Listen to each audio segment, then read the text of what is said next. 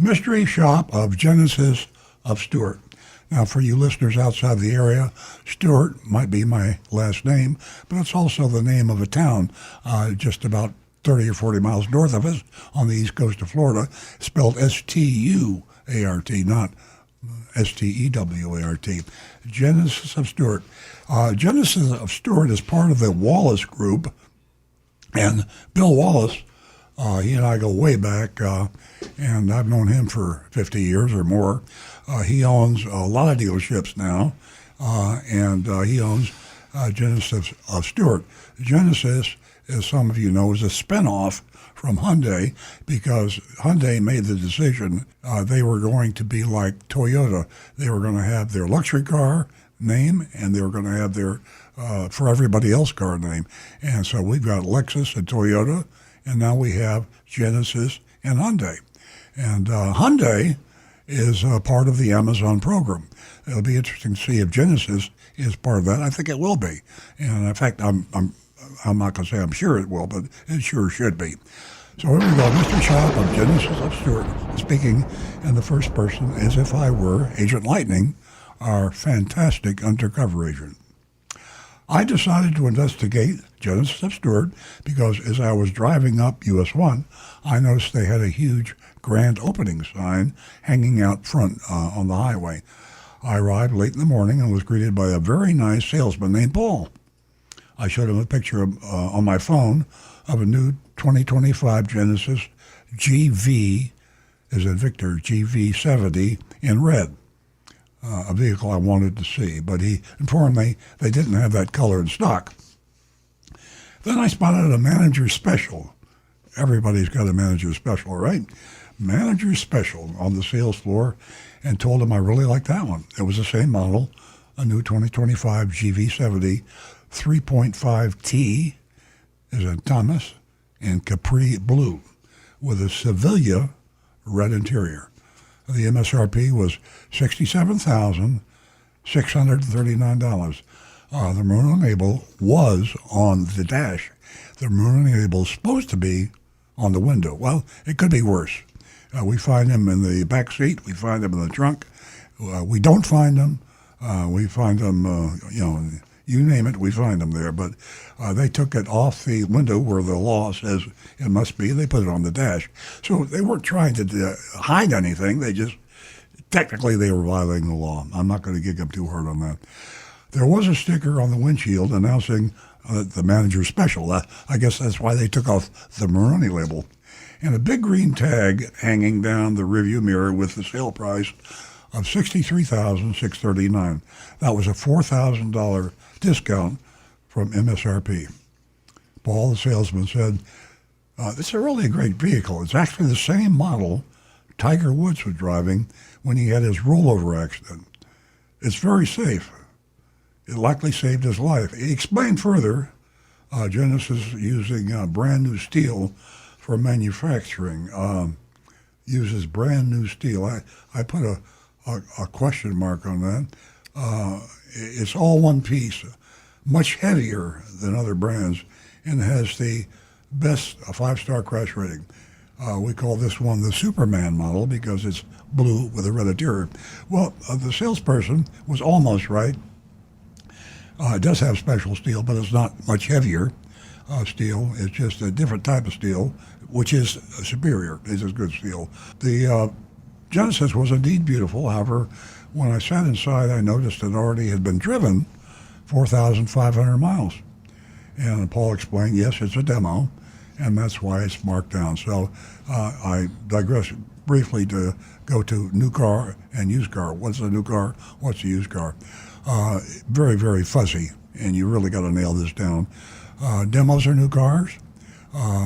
Cars that were driven by the owner's wife is a new car.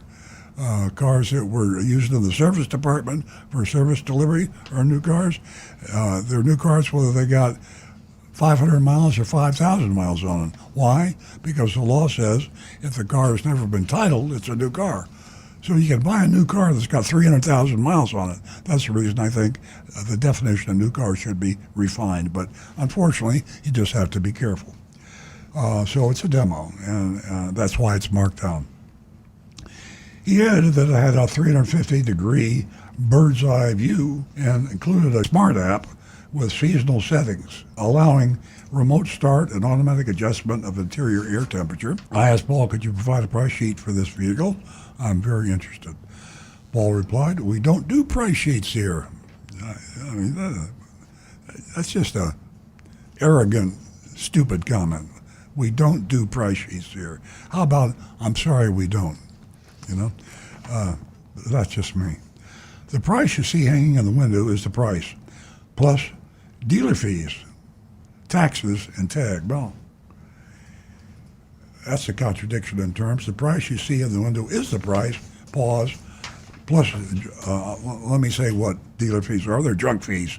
It's not a polite term, but they're profit for the dealer. Brian immediately asked, are you looking to buy right now? I replied, I'm planning to make a purchase this weekend, but I haven't fully decided on the vehicle yet. Brian cut me off mid-sentence, saying confidently, go get your best price elsewhere and bring it back here. That is so South Florida.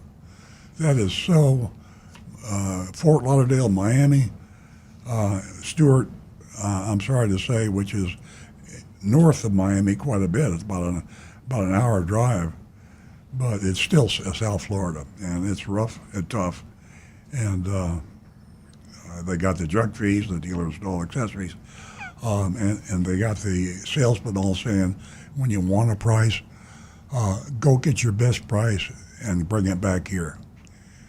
Otherwise, they're afraid you'll buy from the competition. Well, that's called the American way of life, competition, capitalism, shop and compare prices. That's one of the things that makes USA a great place to live. We have a free market economy. And when you tell somebody you're not going to give them a price, that's not free market. That's controlling the customer and the price and conspiring with your competition indirectly to keep a higher price. So he guaranteed that he'll beat the price. Of course, I guess they would put it in writing. Some dealers do put it in writing, but they're lying. It's a question whether they're lying verbally or in writing or both. Unhappy with his attitude, I said, I need something to work with because I genuinely like this vehicle.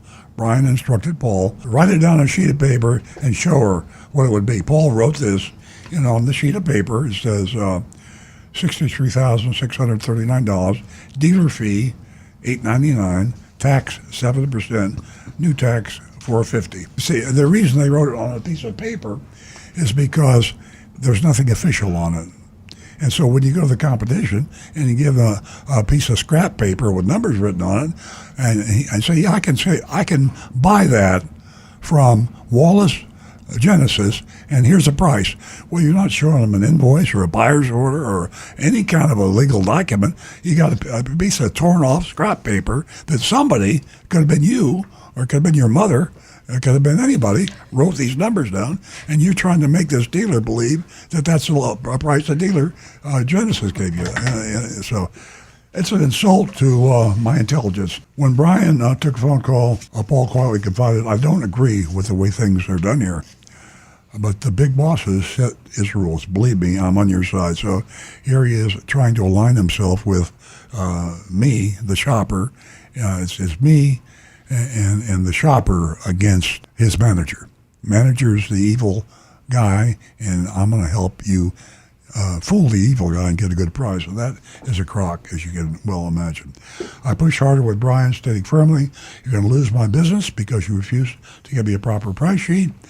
Brian responded, none of the dealerships around here provide price sheets anymore because people use them to shop around. What?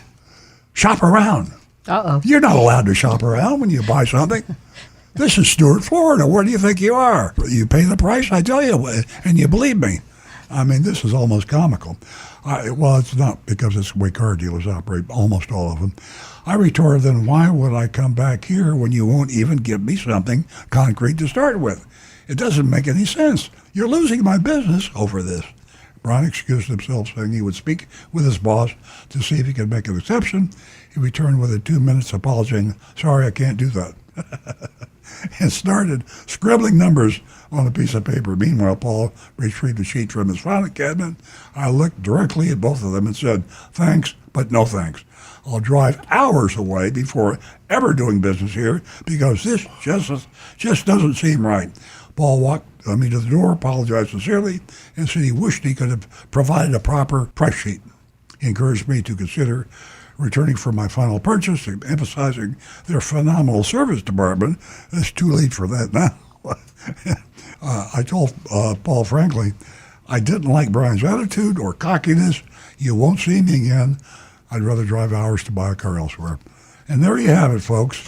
And it's time to vote. That whole adventure just, for me, it turned into a slime pit. I know you don't like it, but I'm saying F. I'm with everyone else. I'm going to give him an F. I think I'm going to give it, because I'll be honest, because Bill Wallace is a friend of mine, I'm going to give him a D+. And that's a very low grade for a Wallace store. And everybody else failed him. And he's got a couple rotten apples in the barrel there at Wallace Genesis. And the store just opened up. They probably just hired some people. And I'd be a liar if I told you we didn't have a rotten apple or two at my dealership. And every now and then people get the rotten apples and the whole dealership looks bad. So we'll hope that's the case. And as I say, I will alert Bill Wallace, and he'll clean up Dodge. He really cares about his customers.